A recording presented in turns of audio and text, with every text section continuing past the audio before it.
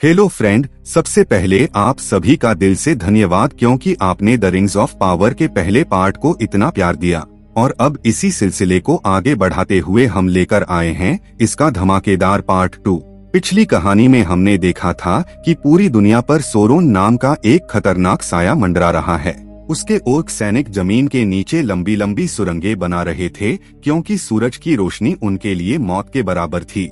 वहीं ग्लैड्रियल नाम की एक बहादुर एल्फ को पहले ही एहसास हो चुका था कि सोरोन एक बार फिर लौटने वाला है, इसलिए वह उसे खोजते खोजते इंसानों के विशाल साम्राज्य न्यूमेनोर तक पहुंच गई थी। दूसरी तरफ साउथलैंड में रहने वाले इंसानों की हालत लगातार खराब होती जा रही थी क्योंकि वहां ओर्क की संख्या तेजी से बढ़ रही थी। इन ओर्क ने कई इंसानों और एल्फ को कैद कर रखा था ताकि उनसे सुरंगों का काम करवाया जा सके, लेकिन एल्फ जानते थे कि अगर अभी इन्हें नहीं रोका गया तो सोरोन का अंधेरा पूरी दुनिया को निगल जाएगा। इसी वजह से कुछ एल्फ वहां से भागने की कोशिश करते हैं ताकि अपने राजा तक खबर पहुंचाकर मदद ला सकें, लेकिन ओर्क किसी को भी बचकर निकलने नहीं देते और लगभग सभी को मार डालते हैं। आखिर में सिर्फ एरोंडेर को जिंदा पकड़कर उनके लीडर अदार के सामने लाया जाता है। अब कहानी आगे बढ़ती है न्यूमेनोर में, जहां रानी मिरियल एक भयानक सपना देखती है। उसके सपने में समुद्र की विशाल लहरें पूरे राज्य को डुबो देती हैं और चारों तरफ तबाही मच जाती है। तभी अचानक उसकी आंख खुलती है और उसे एहसास होता है कि वह सिर्फ एक सपना था। थोड़ी देर बाद ग्लैड्रियल कुछ पुराने दस्तावेज लेकर उसके पास पहुंचती है जो उसे न्यूमेनोर की लाइब्रेरी में मिले थे। वह रानी से कहती है कि सोरोन फिर से ताकत इकट्ठा कर रहा है और सबसे पहले साउथलैंड पर हमला करेगा, जिसके बाद उसका अंधकार धीरे धीरे पूरी दुनिया को अपनी चपेट में ले लेगा। ग्लैड्रियल रानी को समझाती है कि अब समय आ चुका है कि एल्फ और न्यूमेनोर की सेना एक साथ मिलकर इस खतरे का सामना करें, लेकिन रानी मिरियल उसकी बातों पर भरोसा नहीं करती। वह कहती है कि केवल शक के आधार पर अपनी सेना को युद्ध के लिए भेजना सही नहीं होगा। साथ ही वह यह भी कहती है कि खुद एल्फ राजा तक को इस बात पर भरोसा नहीं कि सोरोन अब भी जिंदा है। यह सुनकर ग्लैड्रियल कहती है कि अगर ऐसा है तो उसे सीधे न्यूमेनोर के असली राजा यानी रानी के पिता से बात करनी होगी। यह बात सुनते ही मिरियल गुस्से में आ जाती है और ग्लैड्रियल को उसके साथी हेलब्रैंड के साथ जेल में बंद करवा देती है। दूसरी तरफ एरोंडेर यह महसूस करता है कि सभी ओर्क किसी बहुत बड़े मकसद के लिए काम कर रहे हैं और उनका लीडर अदार बाकी ओर्क से बिल्कुल अलग है। उसके नुकीले कान देखकर एरोंडेर समझ जाता है कि वह कभी एक एल्फ था। तभी अदार उससे कहता है कि एल्फ को हमेशा झूठ दिखाया गया है और अब इस दुनिया को नए तरीके से बनाने का समय आ चुका है। वह एरोंडेर को जिंदा छोड़ देता है और उसे इंसानों तक अपना संदेश पहुंचाने को कहता है जो पुरानी मीनार में छिपे हुए हैं। अब हम उस मीनार में पहुंचते हैं जहां ब्रॉनविन बाकी इंसानों को संभाल रही होती है, लेकिन यहाँ खाने पीने का सामान लगभग खत्म हो चुका है। वह कहती है कि अब उन्हें जंगल में जाकर शिकार करना पड़ेगा, लेकिन उसका बेटा थियो कहता है कि जंगल में इतना शिकार नहीं मिलेगा। वह सुझाव देता है कि पुराने गाँव के तहखाने में काफी अनाज मिल सकता है। हालांकि उसकी माँ वहां जाने से मना करती है क्योंकि वह जगह बेहद खतरनाक है, लेकिन थियो चुपके से अपने दोस्त के साथ गांव पहुंच जाता है और वहां से काफी अनाज इकट्ठा कर लेता है। इसके बाद वह शराब खाने में भी कुछ तलाशने जाता है, लेकिन अंदर जाते ही उसे एहसास होता है कि वहां कोई मौजूद है। तभी अचानक एक ओक उसके सामने आ जाता है। थियो तुरंत उस रहस्यमयी तलवार को निकाल लेता है जिसकी तलाश ओक काफी समय से कर रहे थे। वह ओर्क पर हमला करता है और वहां से भाग निकलता है। ओर्क तुरंत बाकी साथियों को चिल्लाकर बताता है कि उस लड़के के पास सोरोन की तलवार है। थियो किसी तरह जान बचाकर भागता है और एक कुएं में छिप जाता है। इसी दौरान कहानी हमें पहाड़ों के अंदर बसे बौनों की दुनिया में ले जाती है। ये बौने बेहद शानदार इंजीनियर होते हैं जिन्होंने पहाड़ों को काटकर उनके अंदर विशाल शहर बना रखे हैं, लेकिन अब उन्हें खुदाई में एक रहस्यमयी जादुई पत्थर मिला है। इसी का सच जानने के लिए एल्फ राजा एलरोंड को बौनों के राज्य भेजते हैं क्योंकि वहां का राजकुमार ड्यूरिन उसका पुराना दोस्त है। एलरोंड चुपके से ड्यूरिन की बातें सुन लेता है और उसे पता चलता है कि उसी जादुई पत्थर की खुदाई चल रही है।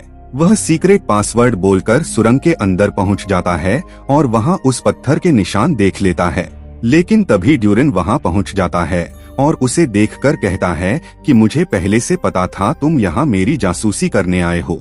इस पर एलरोंड मुस्कुराते हुए जवाब देता है कि नहीं मेरे दोस्त, मैं तो सिर्फ तुमसे मिलने आया था। लेकिन ड्यूरिन तुरंत कहता है कि मुझे पूरा यकीन है तुम्हें यहाँ तुम्हारे एल्फ महाराज ने ही भेजा होगा ताकि तुम इस रहस्यमय पत्थर का सच पता लगा सको। इस पर एलरोंड मुस्कुराते हुए जवाब देता है कि नहीं मेरे दोस्त, मैं यहाँ सिर्फ हमारी दोस्ती की वजह से आया हूँ। मुझे इससे कोई मतलब नहीं कि तुम लोग यहाँ क्या खोज रहे हो या इस पहाड़ के नीचे क्या छिपा है। तब ड्यूरिन गंभीर होकर उससे कहता है कि अगर ऐसा है तो तुम्हें इन पत्थरों की कसम खानी होगी। तुम्हें वादा करना होगा कि आज मैं जो भी राज तुम्हें बताने वाला हूँ उसका जिक्र तुम किसी भी जिंदा इंसान, एल्फ या बौने से कभी नहीं करोगे। अगर तुमने अपनी कसम तोड़ी तो इन पहाड़ों का अंधेरा तुम्हें और तुम्हारी पूरी एल्फ जाति को हमेशा के लिए निगल जाएगा। यह सुनकर एलरोंड भी गंभीर हो जाता है और कहता है कि मैं कसम खाता हूँ तुम्हारा यह राज सिर्फ मेरे दिल तक ही सीमित रहेगा। इसके बाद ड्यूरिन उसे वह दुर्लभ पत्थर दिखाता है जिसका नाम मिथ्रिल है। ड्यूरिन कहता है कि यह पत्थर हमारी पूरी दुनिया बदल सकता है। इसके दम पर हमारी प्रजाति एक नए युग में कदम रखेगी। एलरोंड उस चमकते हुए पत्थर को ध्यान से देखते हुए कहता है कि अगर यह इतना खास है तो फिर तुमने इसे दुनिया से छिपाकर क्यों रखा हुआ है? तुम्हें तो इसका जश्न मनाना चाहिए। इस पर ड्यूरिन उदास होकर कहता है कि इसकी खुदाई जितनी कीमती है उतनी ही खतरनाक भी। आए दिन सुरंगें ढह जाती हैं और हमारे कई बौने भाई उनमें दबकर मर रहे हैं। इसी वजह से मेरे पिता ने इसकी खुदाई रुकवा दी है। तभी एलरोंड वह मिथ्रिल उसे वापस देने लगता है, लेकिन ड्यूरिन कहता है कि इसे अपने पास रखो, इसे हमारी दोस्ती की निशानी समझो। तभी अचानक एक और सुरंग भरभराकर गिर जाती है और उसमें 4 बौने फंस जाते हैं। दूसरी तरफ न्यूमेनोर में हेलब्रांड ग्लैड्रियल से कहता है कि तुम्हारी बातों पर महारानी को इतना गुस्सा नहीं आया था, लेकिन जैसे ही तुमने उनके पिता का नाम लिया वह भड़क उठी। इस पर ग्लैड्रियल समझ जाती है कि जरूर कोई ऐसा राज है जिसे रानी दुनिया से छिपा रही है। तभी कुछ सैनिक वहां आते हैं और ग्लैड्रियल से कहते हैं कि महारानी का आदेश है कि आज रात ही तुम्हें जहाज में बैठाकर मध्य धरती वापस भेज दिया जाएगा। लेकिन बाहर निकलते ही ग्लैड्रियल उन सैनिकों पर हमला कर देती है और सीधे महारानी के पिता के पास पहुंच जाती है। वहां पहुंचकर वह देखती है कि न्यूमेनोर के असली राजा की हालत बेहद खराब हो चुकी है और वह ठीक से बोल भी नहीं पा रहे। तभी वहां मौजूद रानी मिरियल कहती है कि बहुत कम लोगों को उनके पिता की इस हालत के बारे में पता है, इसलिए बेहतर होगा कि यह बात महल से बाहर ना जाए। इस पर ग्लैड्रियल कहती है कि अगर तुम्हारे पिता और एल्फ के बीच कभी दोस्ती थी तो फिर तुमने वह रिश्ता क्यों खत्म कर दिया? तब रानी उसे बताती है कि न्यूमेनोर की जनता ने बगावत कर दी थी और उसी वजह से उन्हें पुराने नियमों पर वापस लौटना पड़ा। हालात संभालने के लिए उसके पिता को राजगद्दी छोड़नी पड़ी और उसे रानी बनना पड़ा। इसके बाद उसके पिता उसे एक खास जगह पर लेकर गए जहां उन्होंने न्यूमेनोर का भविष्य देखा था। तभी ग्लैड्रियल भी उस पत्थर को छूती है और उसे वही डरावना दृश्य दिखाई देता है जिसमें समुद्र की लहरें पूरे न्यूमेनोर को डुबो देती हैं। इसके बाद रानी बताती है कि भविष्यवाणी के अनुसार न्यूमेनोर की तबाही उसी दिन शुरू होगी जब कोई एल्फ इस धरती पर कदम रखेगी। इसी डर की वजह से हमने एल्फ से सारे रिश्ते खत्म कर दिए थे, लेकिन अब तुम्हारे यहाँ आने के बाद वह भविष्यवाणी सच होती नजर आ रही है, इसलिए मैं तुम्हें जल्द से जल्द यहाँ से भेज देना चाहती हूँ। लेकिन ग्लैड्रियल उसे समझाते हुए कहती है कि इसका मतलब यह भी हो सकता है कि अगर मध्य धरती में पनप रही बुराई को अभी नहीं रोका गया तो वही अंधकार एक दिन यहाँ तक पहुँच जाएगा। तुम डर की वजह से वही गलती कर रही हो जो भविष्य को और खतरनाक बना देगी। इसलिए मैं तुमसे गुजारिश करती हूँ कि डर का रास्ता मत चुनो और एक बार फिर एल्फ और न्यूमेनोर को साथ मिलकर यह जंग लड़ने दो। दूसरी तरफ पुरानी मीनार में ब्रॉनविन देखती है कि थियो का दोस्त अनाज लेकर वापस लौट आया है, लेकिन उसका बेटा अभी तक नहीं पहुंचा। उधर थियो लगातार ओक से बचने के लिए जंगल में छिपता फिर रहा है, क्योंकि अब ओक चारों तरफ फैल चुके हैं। उन्हें जिस तलवार की तलाश थी वह अब थियो के पास है।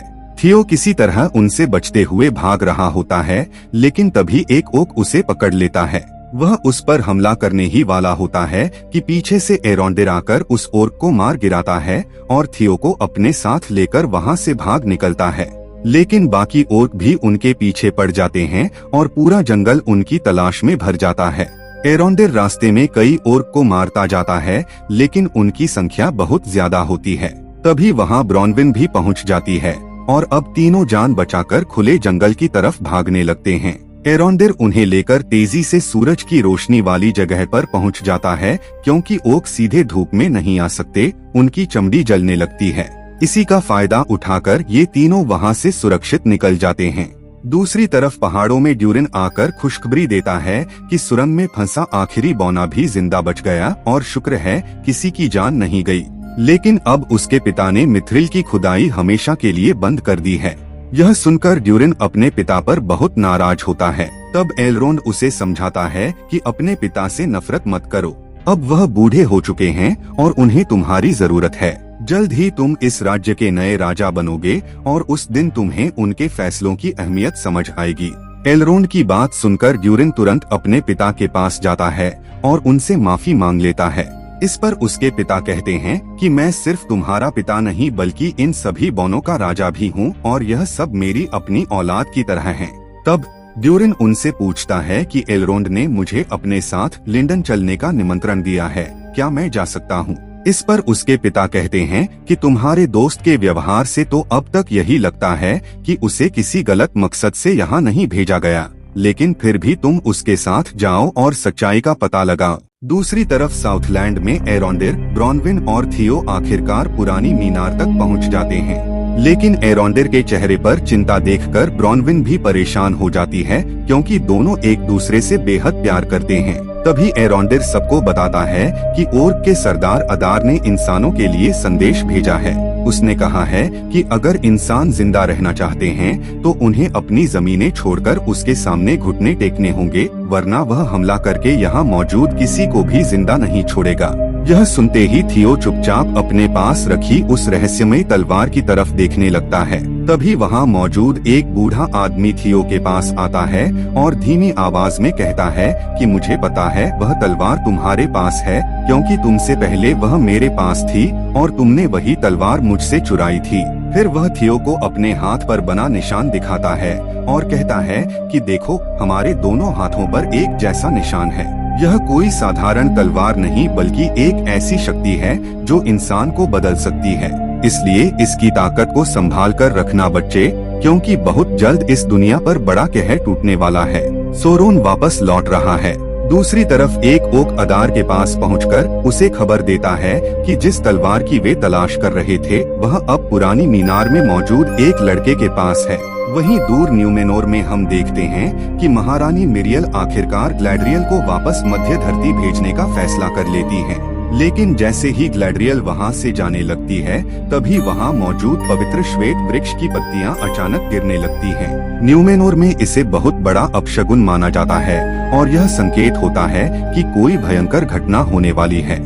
यह देखकर रानी तुरंत ग्लैड्रियल को रोक लेती है। इसके बाद वह अपनी पूरी प्रजा के सामने घोषणा करती है कि श्वेत वृक्ष का इस तरह पत्तियां गिराना साफ इशारा है कि अब फैसला लेने का समय आ चुका है। मध्य धरती के साउथलैंड में अंधेरी शक्तियां फिर से जन्म ले रही हैं और अगर अभी उन्हें नहीं रोका गया तो उनका अंधकार पूरी दुनिया में फैल जाएगा। इसलिए मैं खुद अपनी सेना की एक टुकड़ी लेकर ग्लैड्रियल के साथ मध्य धरती जाऊंगी ताकि वहां फंसे इंसानों की मदद की जा सके। रानी का यह ऐलान सुनते ही वहां मौजूद लोग अपने हाथ उठाकर कहने लगते हैं कि वे भी इस युद्ध में शामिल होंगे। जल्द ही सेना तैयार करने का काम शुरू हो जाता है। दूसरी तरफ अदार खड़ा होकर सूरज की तरफ देख रहा होता है। तभी एक ओक आकर उसे बताता है कि सुरंगों का सारा काम पूरा हो चुका है। इस पर अदार उससे अपना हाथ आगे बढ़ाने को कहता है और जैसे ही सूरज की रोशनी उस ओर्क के हाथ पर पड़ती है, उसका हाथ जलने लगता है। तब अदार कहता है कि बहुत जल्द तुम सबको इस दर्द से हमेशा के लिए छुटकारा मिलने वाला है। अब जाओ और पूरी सेना को तैयार करो, क्योंकि वक्त आ चुका है। दूसरी तरफ पुरानी मीनार में ब्रॉनविन वहां मौजूद इंसानों को अदार का संदेश सुनाती है। वह बताती है कि अगर उन्होंने अपनी जमीनें छोड़कर उसके सामने घुटने नहीं टेके तो ओर्क यहाँ आकर सभी को मार डालेंगे। इसके बाद ब्रॉनविन कहती है कि मैं वह रानी नहीं हूँ जिसका तुम लोग इंतजार कर रहे थे। लेकिन अगर तुम सब मेरे साथ मिलकर लड़ोगे तो आने वाले समय में यह मीनार हमारी कायरता नहीं बल्कि हमारी बहादुरी की पहचान बनेगी। यह सुनकर कुछ लोग उसके समर्थन में अपने हाथ उठा देते हैं, लेकिन तभी वाल्ड्रेक कहता है कि बेवजह मरने से अच्छा है कि हम ओर्क की गुलामी स्वीकार कर लें, कम से कम जिंदा तो रहेंगे। फिर वह बाकी लोगों से कहता है कि मेरे साथ चलो, हम अदार के सामने झुक जाएंगे। हम जीतने नहीं बल्कि जिंदा रहने के लिए लड़ रहे हैं। उसकी बात सुनकर कुछ लोग उसके साथ चले जाते हैं, जबकि बाकी लोग ब्रॉनविन और एरोंडिर के साथ रुककर लड़ने का फैसला करते हैं। जाते जाते वाल्ड्रेक थियो को भी अपने साथ ले जाना चाहता है, लेकिन थियो अपनी मां को छोड़कर कहीं जाने से मना कर देता है। और इसी के साथ द रिंग ऑफ पावर का सेकंड पार्ट यही खत्म हो जाता है। वीडियो अच्छा लगा तो लाइक करें, चैनल को सब्सक्राइब करें। मिलते हैं